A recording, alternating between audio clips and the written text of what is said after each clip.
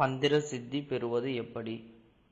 அதாவது மந்திர சித்தி என்பது ஒரு மந்திரத்தின் முழுமையான சக்தியை பெறுவதற்கு பெயர்தான் மந்திர சித்தி என்று நாம் சொல்கிறோம். மந்திரத்திற்கு எப்படி சக்தி கிடைக்கிறது என்பதை நீங்கள் தெரிந்து கொள்ள வேண்டும். மந்திரத்திற்கு பிராணசக்தி மிகவும் முக்கியம். நாம் ஒரு மந்திரத்தை சித்தி செய்ய வேண்டும் என்றால் அந்த பிராணசக்தியை நாம் சொல்லும் மந்திரத்திற்கு முழுமையாக தர வேண்டும். அதாவது நீங்கள் உதாரணத்திற்கு ஒரு மந்திரம் எடுத்துக்கொள்கிறீர்கள் என்றால் அந்த மந்திரத்திற்கு முழுமையான பிராணசக்தியை நீங்கள் கொடுக்க வேண்டும். அப்பொழுதுதான் அந்த மந்திரம் உங்களுக்கு முழுமையான பலனை கொடுக்கும்.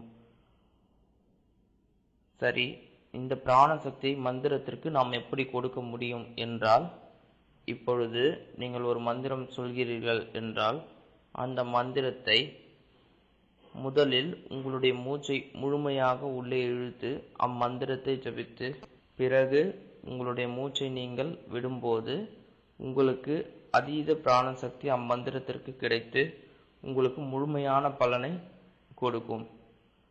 ஆகவே மந்திரங்கள் சொல்லும் போது மூச்சை உள்ளே இழுத்து உள்ளே அடக்கி மந்திரத்தை சொல்லி பிறகு மூச்சை வெளியே விடுங்கள்.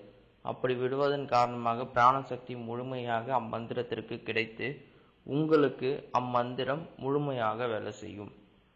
மந்திரத்தின் சக்தியை நீங்கள் ஒரு முறை கைவர பெற்றால் நீங்கள் அம்மந்திரத்தை வேறு ஒருவருக்கு நிச்சயம் சொல்லக்கூடாது. அப்படி சொன்னீர்களானால் அம்மந்திரத்தின் சக்தி முழுமையாக ஒருவருக்கு நீங்கள் தானமாக கொடுத்ததற்கு சமம். ஆகவேதான் நம்முடைய முன்னோர்கள் சித்தி செய்த மந்திரத்தை மற்றவர்களுக்கு உபாசனையாக தருவதில்லை. தன்னுடைய சீடர்களுக்கு சித்தி செய்த மந்திரத்தை உபாசனையாக தருவதென்றால் தன்னுடைய காலகட்டம் முடிகிற நேரத்தில் மட்டுமே அவர்கள் உபாசனையாக கொடுத்திருக்கிறார்கள். அதற்கான காரணம் இதுதான்.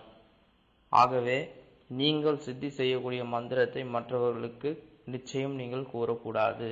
அப்படி என்று சொல்வதற்கான காரணம் இது மட்டுமே.